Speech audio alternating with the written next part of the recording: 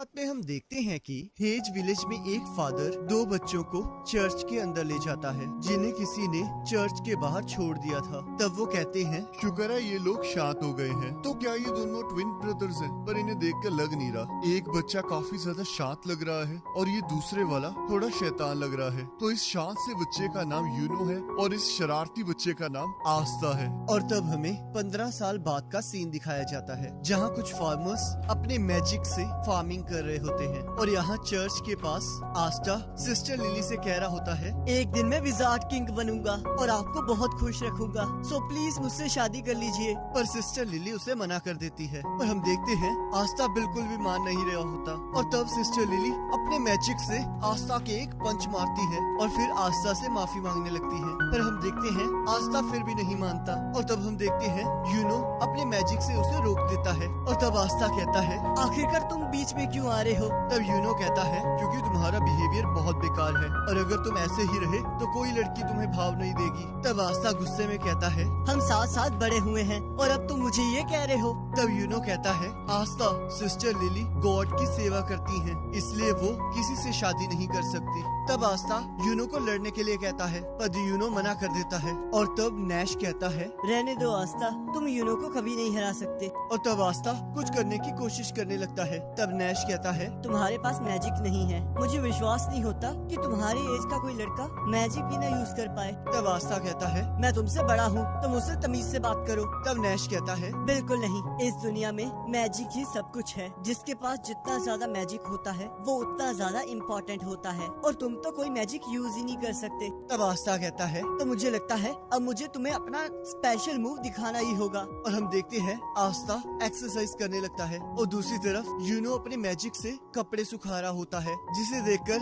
सभी बच्चे बहुत खुश हो रहे होते हैं। और तब यहाँ हम देखते हैं फादर ओरसी वहाँ आ जाते हैं और कहते हैं, यूनो ही इस चर्च की इकलौती उम्मीद है। और यहाँ सिस्टर लिली आस्था से कहती है, बहुत जल्दी अवार्डिंग सेरेमनी आने वाली है और जब तुम्हें ग्रिमोर मिल जाएगी तब तुम भी मैजिक यूज कर पाओगे। जिसे सुनकर आस्था बहुत खुश हो जाता है और कहता है, जब मैं ग्रीन वॉर हासिल कर लूंगा तब मैं मैजिक नाइट्स ज्वाइन करूंगा और फिर विजार्ड किंग बन जाऊंगा। क्या मैं सही कह रहा हूँ ना यूनो? तब यूनो उसे इग्नोर करके वहाँ से चला जाता है जिससे आस्था को गुस्सा आ जाता है और वो भागते हुए कहता है, तुम लोग बस इंतजार करो, मैं तुम्हें ये करके दिखाऊंगा। और यहाँ सिस्टर लिली यूनो को आस्था के साथ अच्छे से बिहेव करने के लिए कहती है और सोचती है, यूनो हमेशा से रोता रहता था पर जिस दिन वो जख्मी आस्था के साथ घर वापस आया उस दिन से वो पूरी तरह बदल गया और उसके बाद से मैंने उसे कभी रोते हुए नहीं देखा। और अब मुझे याद आया, उस दिन से ये दोनों ही बदल गए हैं और आस्था भी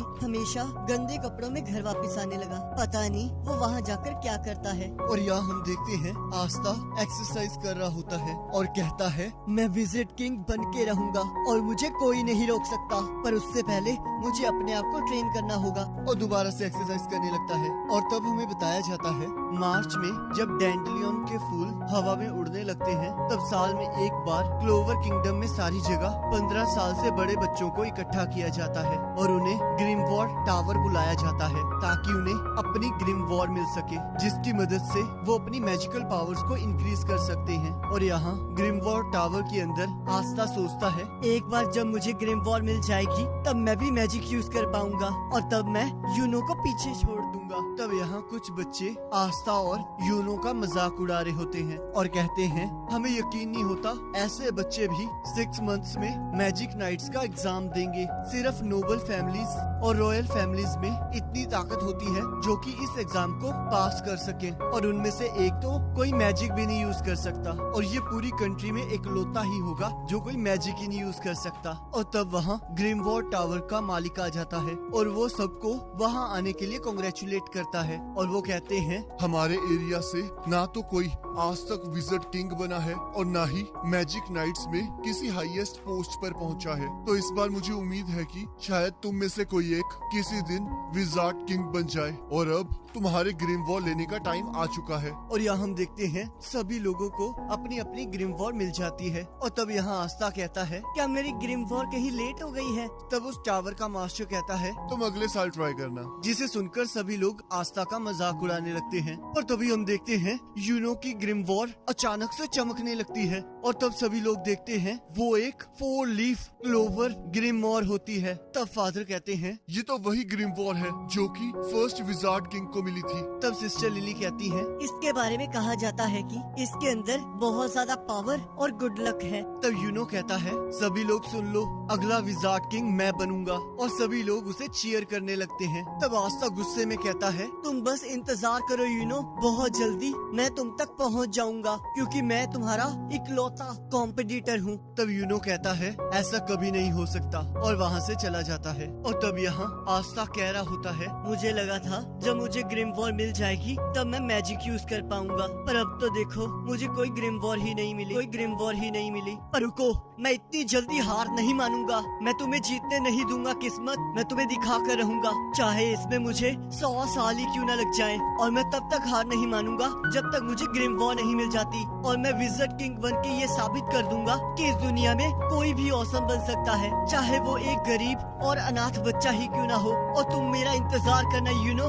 और यहाँ हम देखते हैं एक बच्चा यूनो से जेलस होकर उस पर हमला करने लगता है। पर हम देखते हैं यूनो बिना अपने ग्रिमवॉर को यूज किए उसके अटैक को काट देता है। और तभी हम देखते हैं दीवार से चेन निकलने लगती है और वो दोनों बच्चे चीखने लगते हैं। और तब एक पर्सन कहता है मैं तुम्हें इस तरह खुला नहीं छोड़ सकता, और हाँ, इसे खोलने की कोशिश मत करना क्योंकि मेरा मैजिक दूसरों के मैजिक और उनके मूवमेंट्स को रोक देता है। तब यूनो पूछता है आखिरकार तुम कौन हो। तब रेवची कहता है मैं एक मैजिक नाइट था पर उन्होंने मुझे बाहर निकाल दिया, तो अब मैं सिर्फ एक चोर हूँ और अब मैं तुम्हारी ग्रिमवॉर ले रहा हूँ। तब यूनो कहता है तो तुमने अपना नाम रेवची बताया है तो तुम इतना तो जानते ही होगे ना कि ग्रिमवॉर को चुराना बेकार है। तब रेवची कहता है मैं जानता हूँ, ग्रिमवॉर को बस वही यूज कर सकता है जिसे ग्रिमवॉर ने खुद चुना हो, पर ब्लैक मार्केट में इस ग्रिमवॉर की बहुत कीमत है। चाहे 4 लीफ क्लोवर ने तुम्हें चुना हो, पर तुम अभी भी बच्चे हो और आज तुम्हारा बहुत बुरा दिन है कि मैं यहाँ हूँ। तुम्हारी कहानी शुरू होने से पहले ही खत्म हो चुकी है और तुम्हारे गले में ये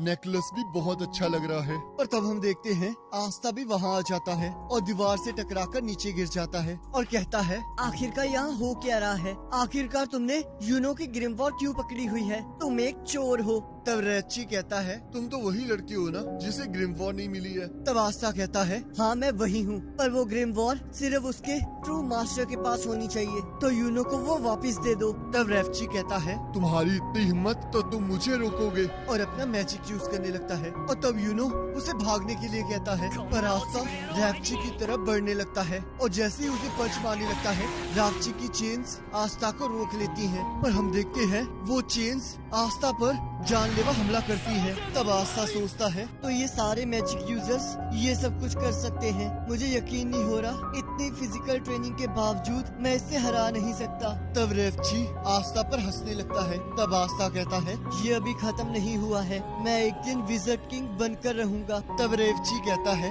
मैं इन चेन्स की मदद से किसी की भी मैजिकल पावर का पता कर सकता हूँ, और तुम्हें देखो तुम्हारे अंदर मैजिक का एक कतरा भी नहीं है, तो शायद इसी वजह से तुम्हें कोई ग्रिमवॉर नहीं मिली है। इस दुनिया में मैजिक ही सब कुछ है और तुम्हारे पास देखो तुम्हारे पास तो कोई मैजिक ही नहीं है, तो तुम तो बहुत प्रीशियस हो। तब आस्था सोचता है अगर ये सच है तो चाहे मैं जितना मर्जी ट्राई कर लूं, मैं कभी मैजिक नहीं यूज कर पाऊंगा। तब रेवची कहता है विजार्ड किंग बनना तो तुम भूल ही जाओ, तुम्हें तो कोई जॉब भी नहीं मिलेगी और तुम्हारा दोस्त तुम्हारी इस कंडीशन पर बहुत हंसेगा। इस दुनिया को तुम जैसों की कोई जरूरत नहीं है, तुम तो बस एक लूजर हो। तब आस्था सोचता है ये सच कह रहा है, मैं चाहे जितना मर्जी ट्राई कर लूं, पर इस दुनिया में कुछ चीजें हैं जो मैं नहीं कर सकता, तो शायद मुझे हार मान।